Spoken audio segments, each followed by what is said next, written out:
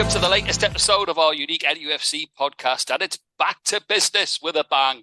Man United are in town, and to coin a phrase from Special K and our guest last time out, Bex, I'd love it if we beat them. Welcome to Black and White with Arab News. Leicester are champions. Leicester City are champions of the Premier League. The greatest story ever told has its happy ending for Claudio Ranieri and his players. An unhappy ending in many ways for Spurs here, who lost a 2-0 half-time. Today's guest has worn the colours of both United's and, of course, is a Premier League winner with Leicester City. It's the awesome Danny Simpson. Before we meet him, it's a welcome back to our own champion of Arab News sport, editor Ali Khaled. AK, always a special fixture between these two, made even more pivotal by the race for the Champions League. Yeah, absolutely. I think a few weeks ago, Pete, around the time of the Carabao Cup final, just before and just after, I think there was, Newcastle were on a bit of a downturn, and probably around that time, I would have predicted in a Manchester United win, or at least favoured them. I think at the moment, the last two games have really given Newcastle a boost, a massive boost. I think with Tottenham not playing too well. Liverpool also a bit inconsistent. They had that 7-0 win, and then they lost to Bournemouth the next one. We thought after 7-0, right, they'll make a push and they'll finish in the top four. We're not sure anymore about that. In the meantime, Newcastle, who'd had a poor run, have really got their act together in the last two games. More than their act together, got two really, really good wins. And they're only 3 points behind Manchester United. Win on Sunday. And I don't think they can leapfrog them just yet because of the goal difference, but I don't think that's an issue at all at this point. They'll actually be on 50 points should they beat Manchester United. And in third place, you can't ask for more than that. Really, really massively back in the hunt for Champions League football after a short time when, post World Cup and around the Carabao Cup final, when it looked like those hopes might be fading. So it's a very warm welcome to former Premier League winner. He's got more medals than all of us put together. It's Danny Simpson. Danny, how are you? Very good, thank you. How are you all? You all okay? Yeah, we're great. I was just saying to Ali, Danny, as well. Of course, you won the Premier League with Leicester City. What a story that was, and we've chatted about that before in the past. But you look at it, serial winner. I mean, you went up as champions with Sunderland. You went up with champions as Newcastle. You went up as playoff champions with QPR. If anyone's in the market for a winner, get Danny Simpson in.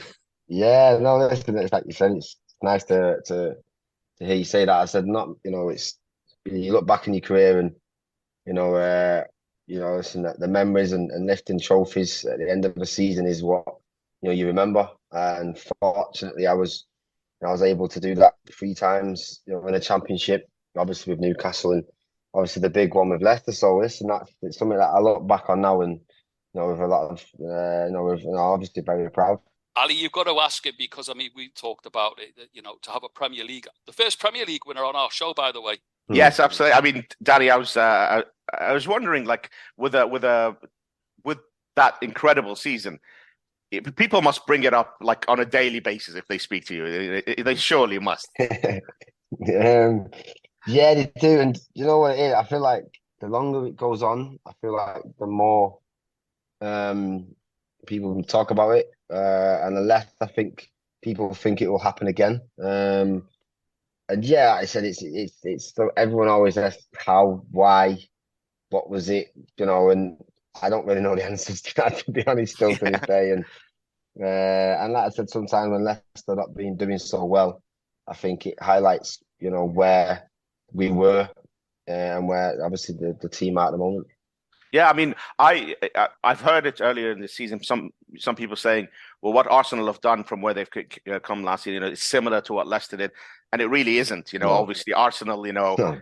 It's a great season that they're having, but nothing can compare to that season, can it? No, they weren't in a relegation battle last season, was they? I understand similar comparisons in terms of maybe nearly 20 years they've not won the Premier League, or maybe because they wasn't even spoken about the start of the season. Everything was, I think the outsider was Tottenham that everyone was talking about. It was obviously always going to be City, Liverpool outside of Tottenham because of Conte. no one was talking about Arsenal. So I think that's maybe why that comes into it. And yes, they're a very young team, but no, look, they've spent a lot of money on that team, and I think our team cost 20-25 million. And I know inflation and stuff, but still back then, still 20-25 million was a very minimal amount of money. AK, we talk about the business end of the season and run-ins. You brought this up to me last time out, as you always do with your stats, and it was something that I'm gonna level with you. It went over my head a little bit, but I'm looking at it now, and it's really hit me. April sees 7 huge games for the top 4 battle. Newcastle have 4 away games out of those 7. Spurs are under massive change. Liverpool face City, Chelsea, Arsenal, and Spurs. So in that top 4 race that you mentioned, there's still a lot to unpack.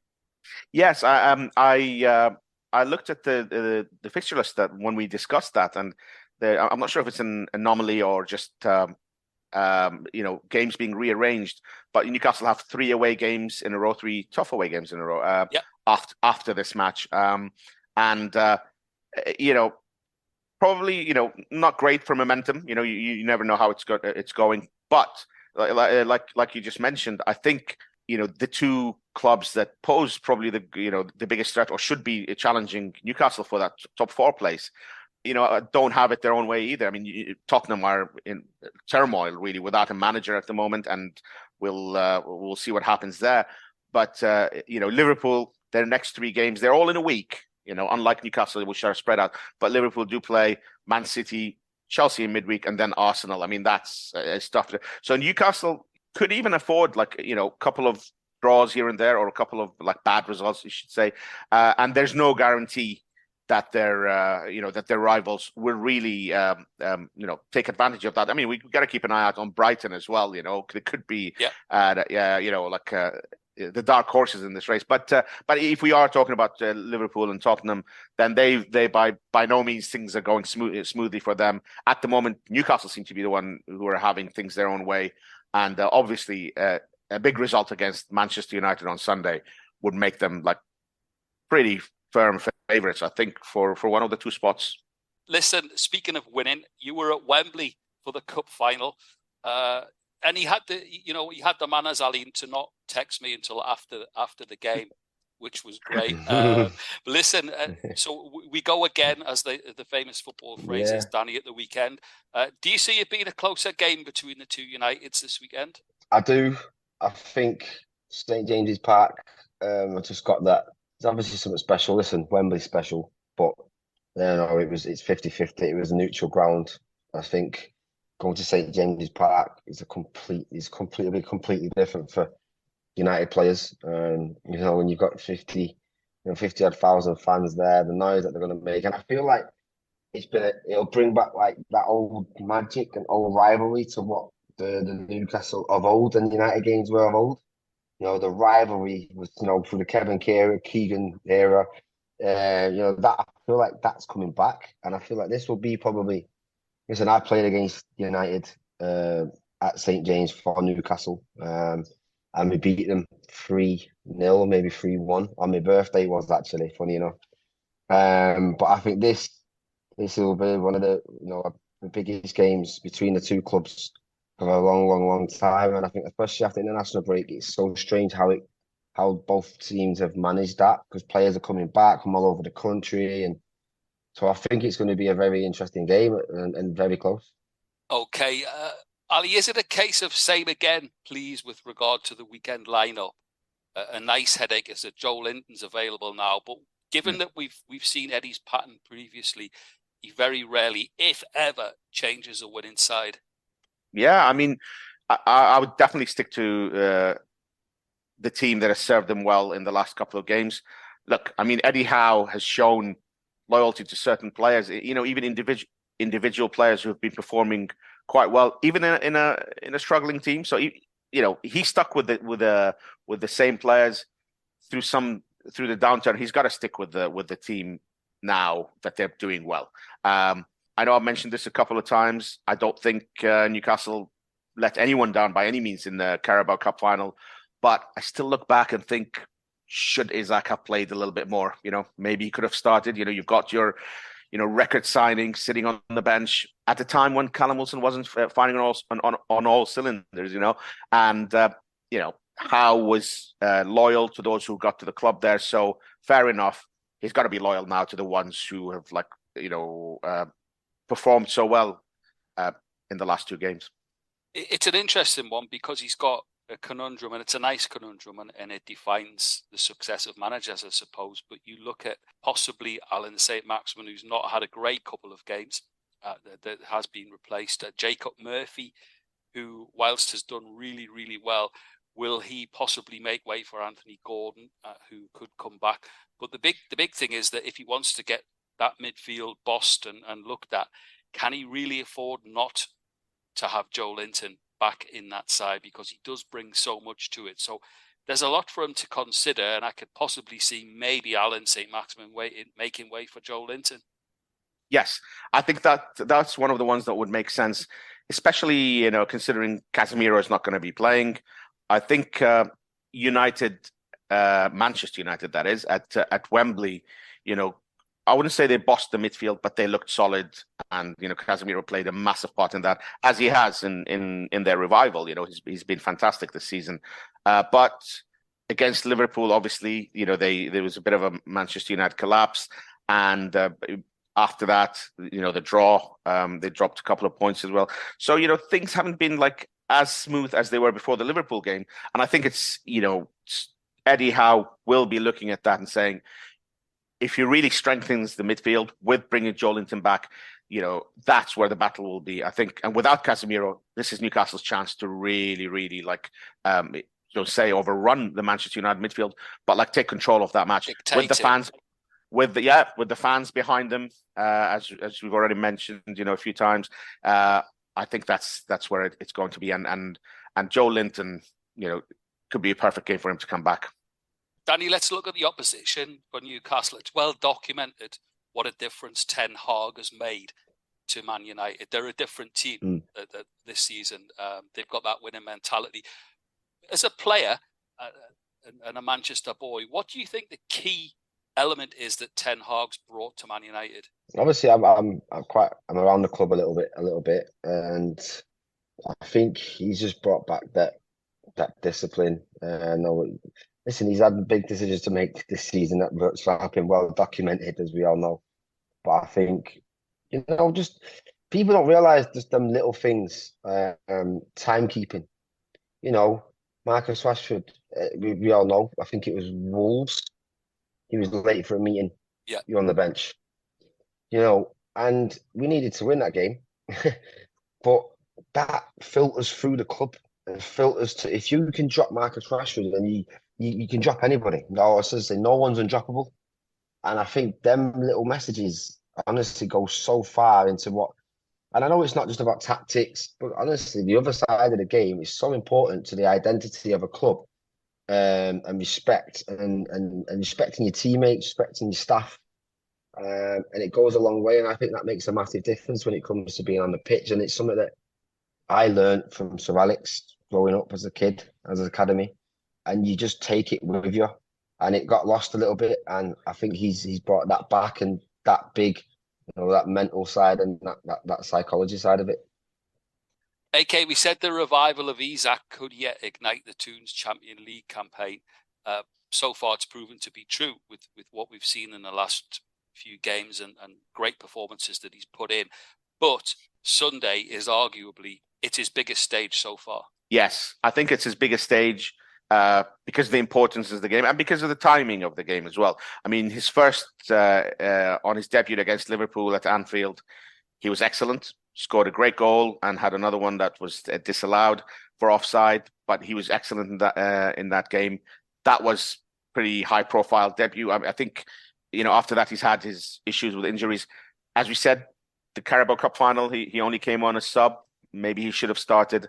I think we and a lot of people asked for, or we were saying it's time for him to get a run out, not just because he was proving very dangerous in every, in his cameos that he was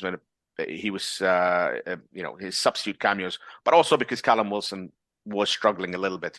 And now that Isak's in his stride, I think the timing of the game, the importance of it, against one of your rivals, as you said, if Newcastle win, they go same number of points as Manchester United.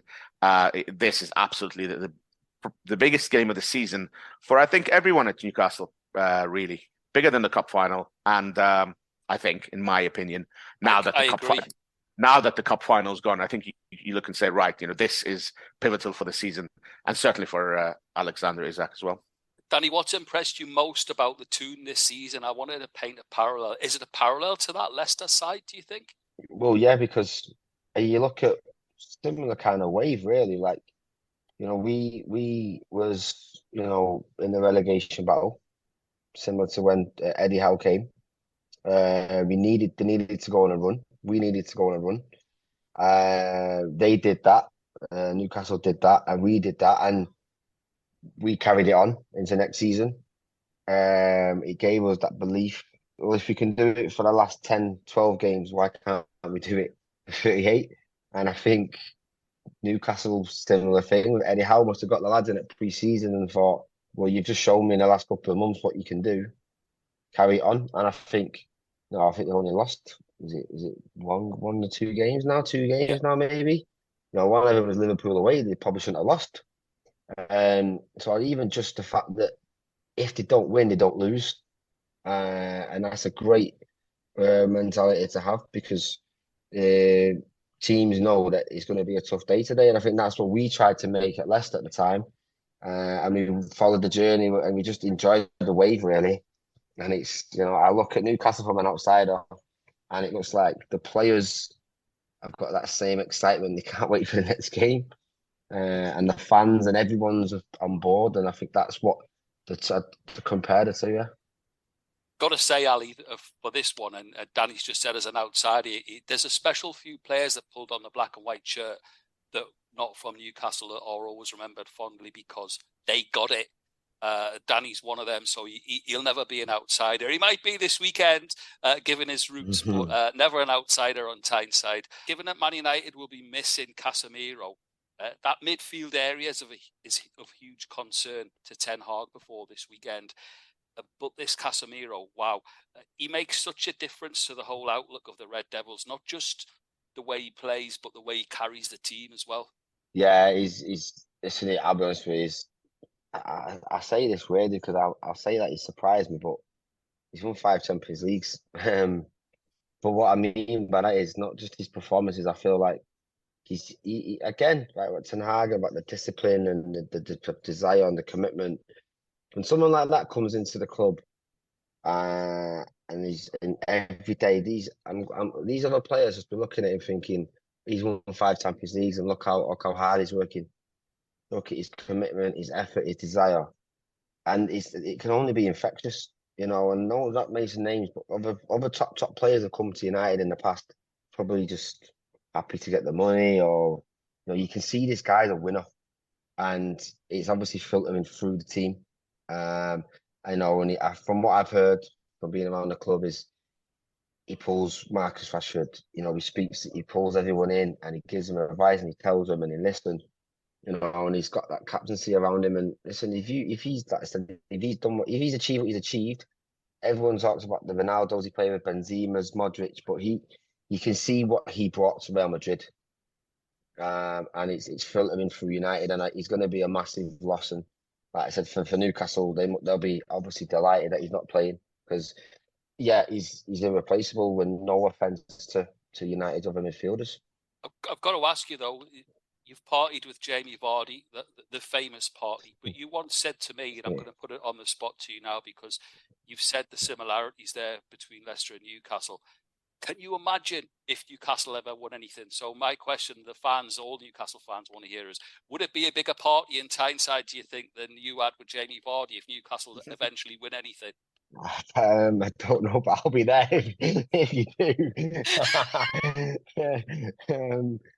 No, listen, look, it was like I said, I can't imagine if Newcastle win a trophy, what's going to happen to that city. Listen, I remember them beating Sunderland, and how much that meant. We could party for a week just off that.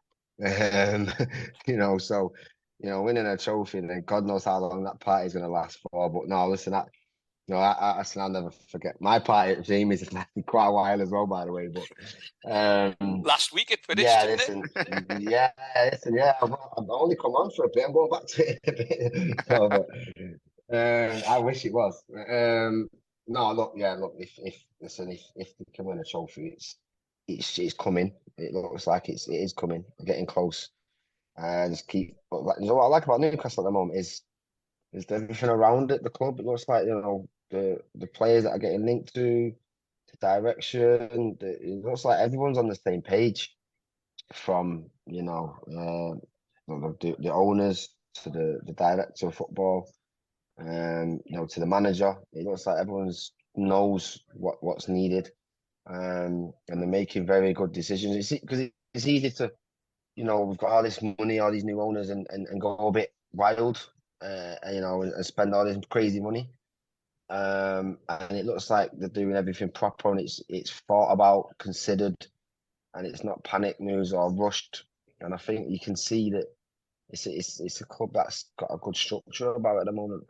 It's heading places. Listen, as we do with all guests before you go, we can't let you go without taking a prediction from you. Yeah, I know. And I know you don't want to do it. So, Sunday's game, Newcastle Man United. Give us a prediction. Oh, it's tough, that. Do you know why it's tough? Like I mentioned it before, it's so hard to predict what's going to happen after the international break. Yeah. Because the players are coming back in, I don't know, if I watched Newcastle last week and United separately, coming into this week, I know where players are, I know where the team is. We don't know what, some players are probably not even back in training yet, till maybe tomorrow, Thursday. And they both need to win a game. So do you know what? I think it's going to be a very tight game. Yeah. I think Newcastle defence are good. United defence have been good. I might have to go 2 results, mate. I might have to go. Listen, if United win or 1-1, 1-0 or 1-1, I don't think Newcastle are going to win. I know you don't want to hear. Nope. I know you don't, but and obviously as United, I'm going to be at the game. Yeah. I'll be on the pitch side, working the game for TV. So if I went Newcastle, I'll get killed. You would. It will be a tight game, though. And you're right. I do think it'll be tight. Yeah, I think over the years there's been some great games where it's Newcastle attacking the team and it's 3-2 or 4-3. I don't think we'll see that this time. I think it's going to be very, very tight, and I think it'll come down to either mistakes or who takes the chances. I tend to agree. On the day. Absolutely fantastic. Ladies and gents of Black and White with Arab News, the legendary Danny Simpson. Thanks so much for your time, Danny. Thank you. Cheers, guys. Okay, we really put Danny through the ringer there with trying to get a score out of him, and I felt for him. You could see in the studio his face trying to get around it, but he's gone for what he's gone for, Ali. So last word, as always, goes to you, and I'm hoping for a positive prediction from you, which will undoubtedly mean a positive result for the Toon. Yeah, I've been quite good with the results after a down period. I think both of us recovered our powers. Both you and the team have come back into form. Yeah, for a while I was abysmal. I think we heard Danny and he said either United win or Manchester United win or a draw. I'm going to go the other way around. I think very, very strong possibility of a draw. I think that's but you know what? I am going to be positive. I'm going to go for a Newcastle win. I'm going to go Newcastle 2, Manchester United 1. I don't normally get involved in this. I leave it to the experts, of which I'm not. I'm just merely the host to bring you all together. But I fancy Newcastle this weekend, and I fancy 1-0. It's a Super Sunday. I know what Sundays are like on Tyneside. The cameras are there. The entertainment will be kicking off from lunchtime around the city, so it's going to be a party time. And of course, I know that you disagree with me, Ali, but there will be, and it's in the back of my mind, only at the back, there'll be, certainly from the fans, just that slight revenge mission. So I'm looking forward to the game. It's going to be an epic game, and hopefully when we report back on next week's show, we'll be delighted and the Toon will be level with Manchester United and all will be well in our world. Listen, once again, a massive thanks, as always, to Ali Khaled, our sports editor of Arab News, and to this week's fantastic Premier League winning guest, Danny Simpson. That's it from us. We'll see you on the next episode of Black and White with Arab News. How are the lads?